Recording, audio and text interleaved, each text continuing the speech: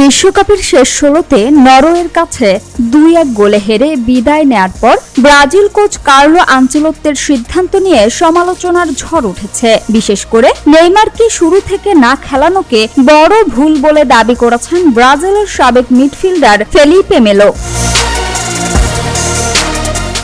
দেশটির টিভি অনুষ্ঠান সেলেকাও স্পোর্ট টিভিতে মেলো বলেন, কোচকে দোষ দেয়া সহজ হলেও এই হারের দায় আনচেলোত্তিকেই নিতে হবে। তার মতে লুকাস পাকেতা না থাকায় শুরু থেকেই নেইমারকে একাদশে রাখা উচিত ছিল, তাহলে প্রথমার্ধে পাওয়া পেনাল্টিটা হয়তো নেইমারই নিতেন এবং ম্যাচের চিত্র বদলে যেতে পারত। নরওয়ের বিপক্ষে ব্রুনো গিমারাইস প্রথমার্ধের পেনাল্টি থেকে গোল করতে ব্যর্থ হন। পরে ৬৭ মিনিটে বদলি হিসেবে মাঠে নামেন নেইমার। ম্যাচের শেষ দিকে পেনাল্টি থেকে ব্রাজিলের একমাত্র গোলটি করেন তিনি। ম্যাচ শেষে আনচেলোত্তিও স্বীকার করেন, দলে পেনাল্টি দেওয়ার ক্ষেত্রে নেইমারই সবচেয়ে দক্ষ খেলোয়াড়।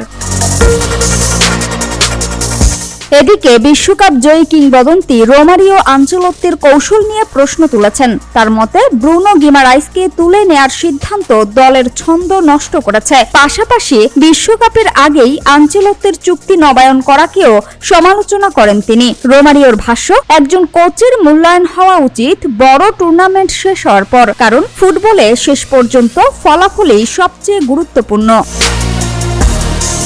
সামিয়া সুলতানা, ঢাকা ওয়াচ।